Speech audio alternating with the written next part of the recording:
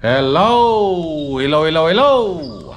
Magandang araw at magandang buhay at panibagong vlog na naman si Bonsai Tanglumpo. Halina't samahan niyo ako.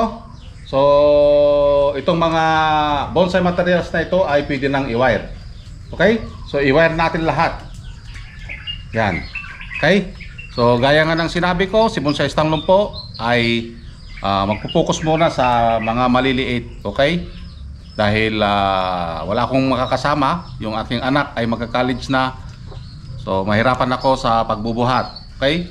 Wala akong makasama. So ngayon, mag-focus tayo sa maliliit na bonsai. Katulad nitong nakikita nyo. Okay?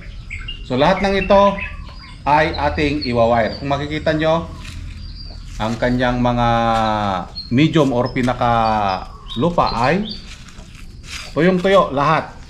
Okay?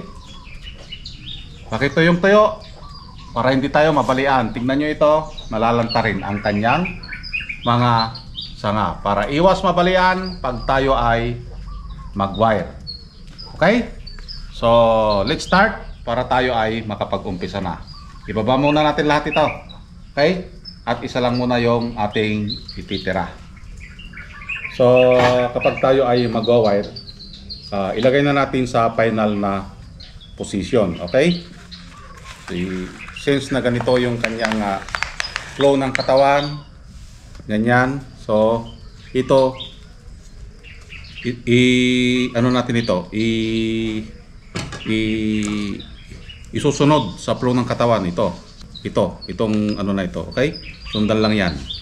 Okay? Pag ganon. Okay? Tanggalin natin ito. Yan. And then tanggalin ito. Okay? Hindi kailangan yung maraming sanga. Dahil primary pa lang itong kinukuha natin. I-wire natin. Primary branch. Okay?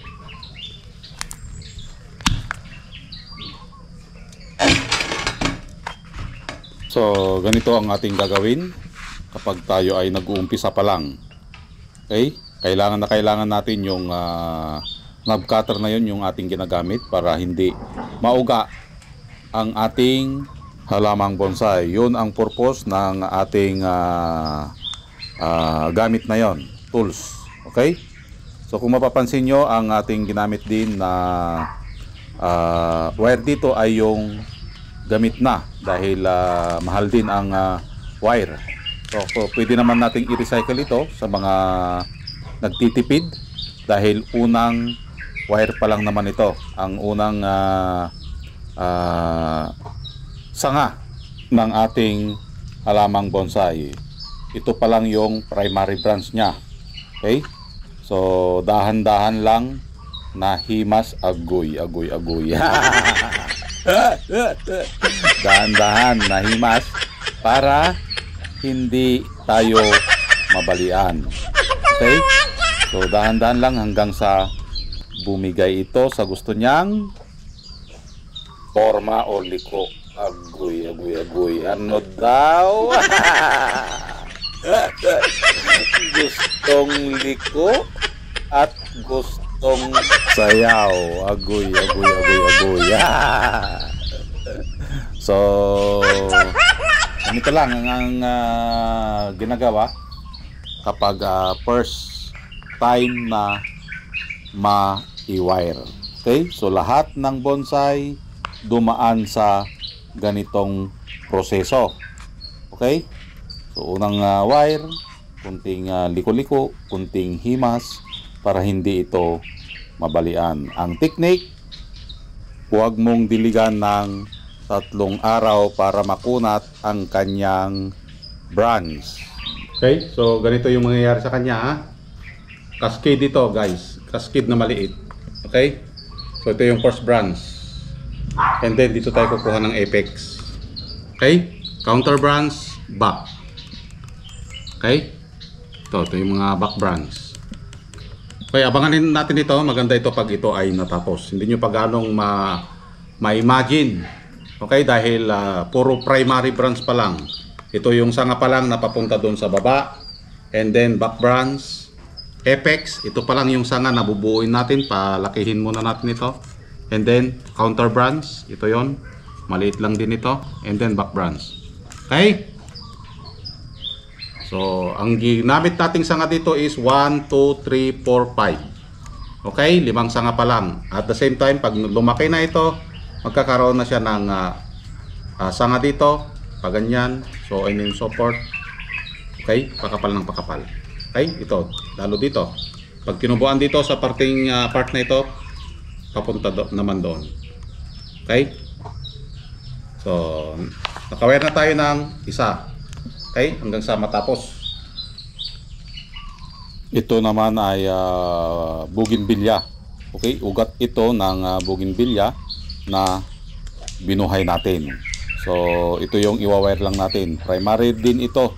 Primary branch pa lang ang ating liliko. Okay? Isa pa lang. Antayin natin ito na lumaki at kumapal. Kung mapapansin nyo, hindi na natin ipinakita yung lahat ng argaw na yon dahil same process pa din ang ating ginawa doon. Okay? Kung ano yung nakita nyo kanina sa una nating pag-wire, ganun din ang makikita natin sa mga ibang puno pa na natapos natin. Okay? So hindi na natin ipapakita yun ha. Nakita naman natin kung ano yung process. Okay?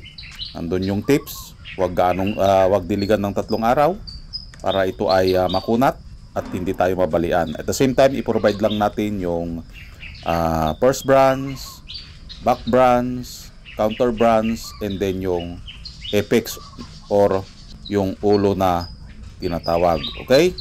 So, sundan nyo lang yon, makakagawa na kayo ng isang bonsai hanggang sa kumapal ng kumapal. Ganon din ang gagawin nyo pag tinubuan ng secondary kasi nasa primary branch pa lang tayo. Okay? Katulad nyan, sinundan lang din natin yung mga liko-liko niyang katawan. Kaya ganon ang nangyari sa kanya. Ganon din ito. So, ugat lang din ito ng bougainvillea. Antayin natin ito na makarecover lahat. So ayun guys, natapos na nating i-wire ang ating mga bonsai materials. Okay? So, lahat ng ito puro maliliit lang. Okay, ito na sila ngayon. Okay, camera, pakita mo. So, ito lahat yung ating na-wire. Okay? So, gumagawa talaga tayo ng maliliit pang matrikula o pang gastos sa mga maintenance ng ating halamang bonsai kapag ito ay naibenta natin. Yun. So, lahat ng na-wire natin ay puro primary branch. Okay? Yung pinakaunang sanga ang na-wire pa lang natin. So, abangan natin ito hanggang sa matapos. Okay? So maraming salamat at nakarating na naman tayo sa dulo ng aking video. Hanggang sa muli. Bye-bye.